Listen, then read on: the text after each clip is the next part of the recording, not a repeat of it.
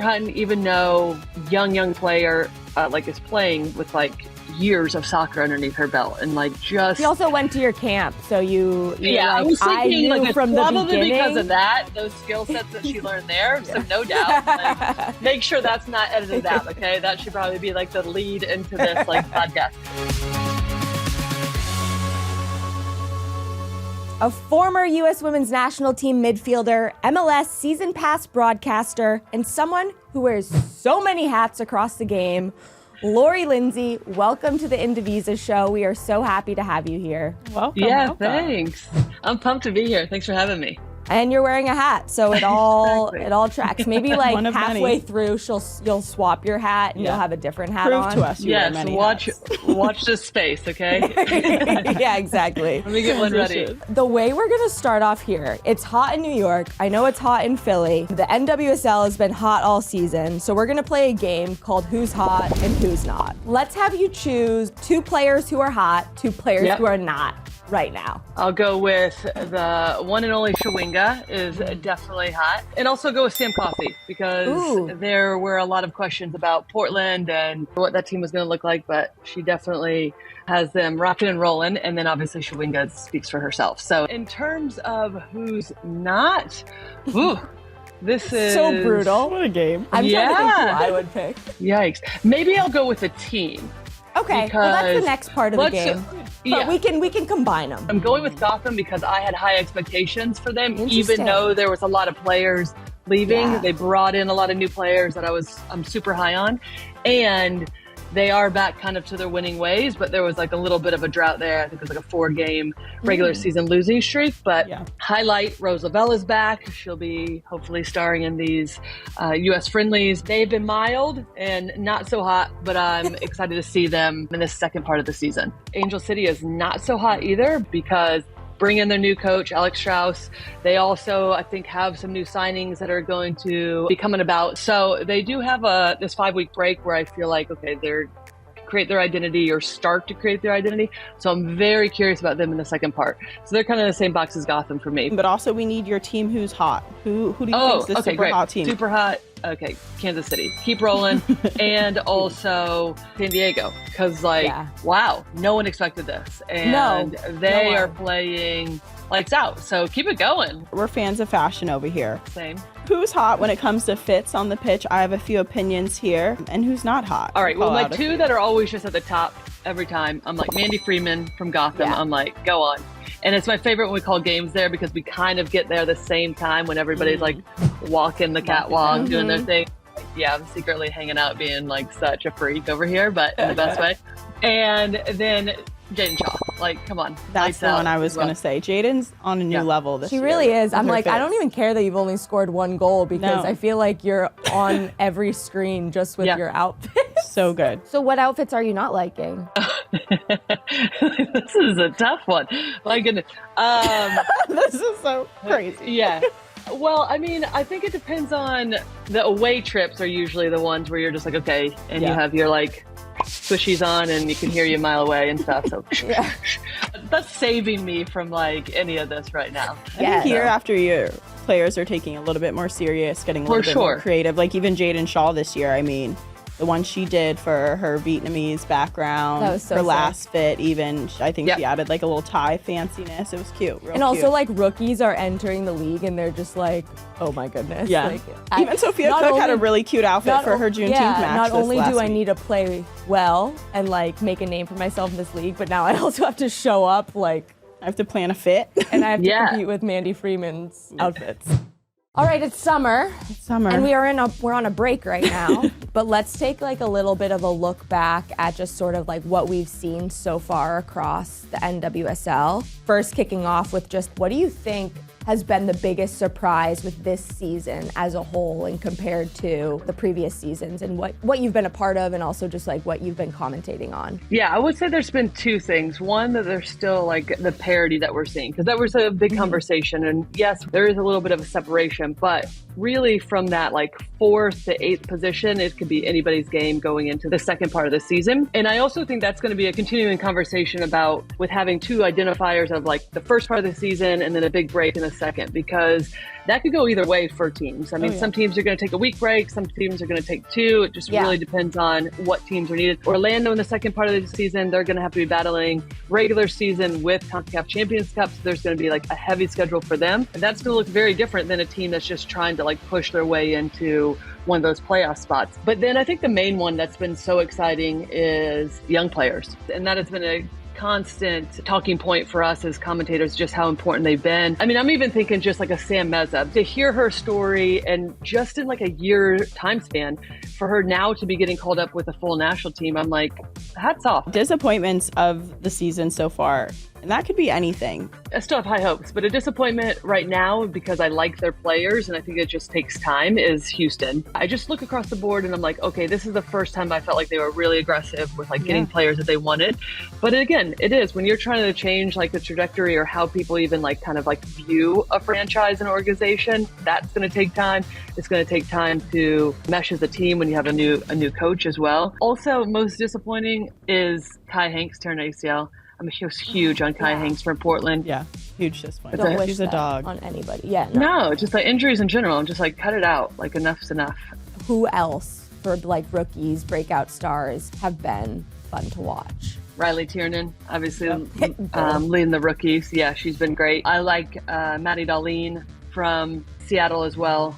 I mean, look at Gotham. You got Real that's going in with the U.S. Women's National Team. It is a great rookie class. It is. Who's going to look good coming out of the break? They have this time to reset. Yeah, well, I definitely think Kansas City, we're going to see this team. I mean, I think just in general with across the board, what we've seen, how lethal they are, they're going to get Dabinia back, hopefully. I do think the top 3, Orlando and San Diego, just like when you have championship experience like Orlando and winning, regardless if you go through some ups and downs, you still do have that like understanding what it takes. So I expect that those top 3 to still kind of like really solidify those spots. But I think Gotham will make a run.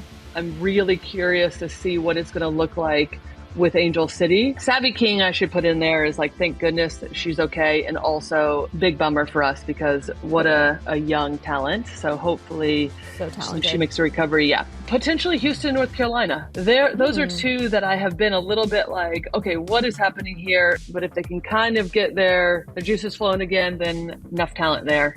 I mean, North Carolina is always in the conversation every single year. So I feel like they're going to come out of the break and find their way in again. And they have the experience. Yeah. They've been there before. They've been in these big moments. Yeah, I love it. And one thing we love to do is, now that the school year's ending for the kids out there, you know, we like to do sort of a yearbook superlative situation. And I feel like there's no better person that like understands all the different people across women's soccer. Start us off, Maya. We're gonna start with my favorite. I was also crowned this. No, you were not. I absolutely was. There's no class way. clown. There's no Who way. are we giving the superlative? No, I was. I'm hysterical. Okay, you got the dry humor. Class clown. Okay, I'm giving class clown to a great friend of mine, Heather O'Reilly, because literally you have no clue what's showing up. And we were all just at TST together, and I'm like, what is happening here? And this is amazing. So yeah. Best dress. Okay, I'm going to do that a tie. One current and one former. Okay. So Mandy Freeman is always going to take that for me. But then I'm going with Meg Rapinoe. Absolutely. She might get it all time for me. Love you, Mandy. But all right, field day MVP. So this person is versatile. They're competitive. Yeah, field day MVP. Lola Bonta. Get me on there. I'm like team camaraderie, but she's also gonna like, I can imagine her with a dodgeball, just tagging people, no mercy. And most likely to be class president. I don't know why this came to mind, but like Kaylee Kurtz for North Carolina. I feel like she would be like a class president. Like she'd be like, come in everybody. Let me tell you what's happening. Last summer superlative, and most likely to win Survivor. You know what? Caitlin Sheridan might be winning Survivor. I could see it. I could see that too. Yeah. I mean, I'm not sure she's eating worms, but I feel like if someone was on the line, she probably would. I feel like she has like a lot of skills, is what it feels like. I love that. All right, so we've talked about your experience, how you've been throughout the league as a player. Now you're doing commentating, but we want to hear your dream team and your field of dreams. So your dream team is going to be only current players. Let's do 77 players. Okay, I would do Kaylin Sheridan, Emily Sonnet, Sams. Let's do Lowe, Shawinga, Astaire, Goodness, I'm probably missing somebody. And Claire You Hutton. mentioned coffee. Okay. Ooh. Oh, yeah. I'm going to put Claire in there. Coffee would be up there as well, though. Okay, so now your field of dreams with only retired players. Feel free to include yourself too. Gotta put yourself in there. Come on. All right, put myself in there. Goodness, Shannon Box, Meg, Becky Sauerbrunn. I think Megan Klingenberg would be an excellent 77, so she's going in. Jill Lloyden is the goalkeeper. Yes. You're just pulling. Let's pull up the TST team. And then let's do one more. Who else? Kriegs. Putting her in there. Actually, I'm just now pulling out my friends. Yeah. I'm like, that just sounds like a fun good time. squad. Yeah, exactly. I love it. And one thing we love to do is look at the U.S. women's national team, right? And sort of what they're doing, what Emma Hayes is doing, what she's up to in that mastermind of hers. Who in particular are you liking on this roster for this current camp? Because it's different every time with her. Every time. Yeah, it definitely is. And what's exciting though, and she hasn't shied away from this, Emma Hayes, and just talked about who she's bringing in and why she's bringing in these players. And this is what the national team's all about. You're doing well, you're getting minutes in the NWSL or overseas, and you should be rewarded for that. And one thing that Emma's talked about is expanding this player pool and also bringing young players in. And there obviously is a much more of a flow between the U23s and this current senior national team. And I also just think that this is the first time there has been more cohesion with it too. And Emma has her eyes on all of these players. Coy Bethune being back into the mix after a long time with injury, but her starting to get the full 90s under her belt. I'm always going to look at the Thompson sisters. I love them. I think they're the future. And then I'll say two others will be Michelle Cooper and Claire Hutton. Because Claire Hutton, even though young player, is playing with years of soccer underneath her belt and just. You also went to your camp, so you I was thinking from the probably beginning because of that, the skill sets that she learned there. So no doubt, make sure that's not edited out. Okay, that should probably be the lead into this podcast. And then I also look at Michelle Cooper. Again, I saw a lot of these players in college, and she was at Duke, and then leaves early, and just the level that she's taken to her game, and just the sophistication on the right wing, I think is just brilliant in such a short amount of time. And even from a fan perspective, I think it allows the people that love women's soccer and the new fans that are coming in to be like, wait, I have so many options of a team to follow because of these players that I saw through a U23 camp or the national team camp. Yeah, that's actually a huge point. And I love that you say that, because one of the things that I feel like has been a challenge is that everybody wants to watch the U.S. women's national team. And then sometimes people don't even know there's a team in their city, a club team. Yeah. So, and then now this is just getting more people excited. They're not okay, there's Megan Rapinoe, right? Or there's Alex Morgan. They're wait, we know Claire Hutton, we know Michelle Cooper, we know Coy Bethune. And so that just makes it so much more exciting. And then you draw more fans, get more butts in the seats at games, and so different watching games live than it is on television. So go to games, everybody. What do you think the secret is to getting people to watch more women's soccer? The fits, and honestly, I do think that's huge. I think it is. It absolutely that there's is. You look at the NBA, you look at the WNBA, the crossover between style and sport is massive. And when you think about how people are consuming just social media in general, but how they're consuming sport, you're okay, young people are well, who dresses cool? I do that, and I'm not even playing anymore, right? I'm who dresses cool? I want to dress like that.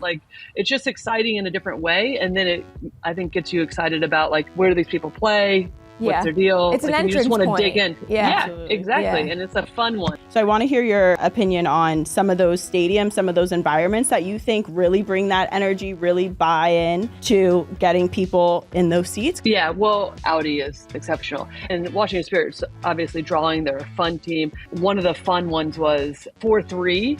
Angel City versus Washington, obviously, because it was at Audi. And it was just this back and forth electric game. Kansas City, it's amazing. And it's so loud, so fun, and it's an atmosphere as well. And they're building this whole piazza outside too. So it's a whole thing. You could stay there, but there'll be bars, there'll be restaurants, everything. Portland for sure. So fun and loud, and their tifos are just exceptional. And then Angel City. Those would be my top four. Yeah. Would be just exceptional. And they all do things a little differently. Like Kansas City owns their stadium, so they can build this little town. Audi Field, DC United also plays there. It's centrally located where people can get there. Well, that segues perfectly into state of play. How would you say the NWSL is being received so far in terms of competition, kind of what we just talked about, attendance and numbers and viewership? What's the state of play look like right now so far in this season? Yeah, I think it's actually been exceptional. My understanding is that viewership has been extraordinary in terms of the networks and people tuning into games easily. And then the general state of play on the field, I think, has been one of the most fun seasons because we are seeing different styles of play. And yes, we're always, I think, going to be a fast-paced transitional game here in the US and NWSL, and people that are coming from Europe will know that. But the games are always competitive. And so now, because of that, you are seeing the little differences on how teams can set up. I think new coaches coming in are showing different flavors. So that's been fun as a broadcaster to dissect what they're doing and why they're doing it. And you're seeing that diversity amongst players and their ability to be able to do that as well. I mean, you've played in what, like every pro league? Essentially, I was like one of 5 players. Right, like there's it's WUSA, WPSL, NWSL. Yes, I'm an old lady. WPS. When you look at all these leagues, right, if you could build the perfect league, essentially, like what would you take from each of them? Great question. One of the things that stood out about like the WPS, well, one, it was just like we had like 5 teams, maybe somewhere between 5 and 8 at one I knew point every in time, player right? in that league because there wasn't that many players. Yeah, no. I was like, and I know this one. Exactly. And every team was like a world all-star team. I mean, like I remember in DC, it was 2009. So I think it was the first year of the WPS. It was like Becky Sauerbrunn, I'm gonna put myself on there, myself, Sonia Baum-Pastor, coaches Chelsea now, Abby Wambach, Sarah Huffman, Amari Sawa. Like we had like a world all-star. It was insane. And you're like, wait, I'm playing with the best players in the world right now, day in and day out. And then in the WSA, it was like the very first league. So every team was like really quality then too. But I would say with the NWSL, which is interesting, so there's a wonderful combination of young players, which we didn't have in the other 2 leagues. But now you're getting that international flair that we have on almost every single team, or every team does, but also enough room to still allow for American players to develop and showcase their skill set. To me, we're in this like wonderful sweet spot that just is going to continue to develop. It's going to be really important that they push and teams do their work in terms of roster build, which I feel like is the next evolution, getting that right within what we still have a salary cap, because that allows for the parity, but also that does keep it tight in terms of like, okay, how do you build out your roster and what players are you enticing to come to your team when it's a brand new team? So it'll be interesting. I feel like you should be the commissioner here. Okay, Jessica, I like what you're saying. I'm knocking on your door. We'll be collaborating. Lindsay for commissioner. No, but that's a great point. Our next expansion teams won't have an expansion draft. So it's very different how they're compiling a team versus how Bay FC compiled a team, it's Angel wild. City. Yeah. Your perspective is just so cool to hear, just because you really do see. I mean, we didn't even talk about MLS, but like, sorry. But like, I mean, you also have that. So like, you're really seeing like the full scope of soccer right now. So that must be like a really cool spot to be in. Yeah, no, it certainly is, especially with the Men's World Cup next summer and the kind of launching pad a year out from that, and then obviously 2 years to the women. So yeah, it's super exciting times for soccer in the US, and then just like feels so grateful to be covering it all and these players and NWSL in particular. Awesome. And where can people follow you to learn more about your journey, continue being educated on every element of the game, since you know it all? You know it all. Yeah. Lori Lindsey 6, at Lori Lindsey 6 across the board, really. So. Love. Perfect. Yeah. Thanks for having me. This is great. Loved it. Yeah. Thanks, thank Lori. you so much.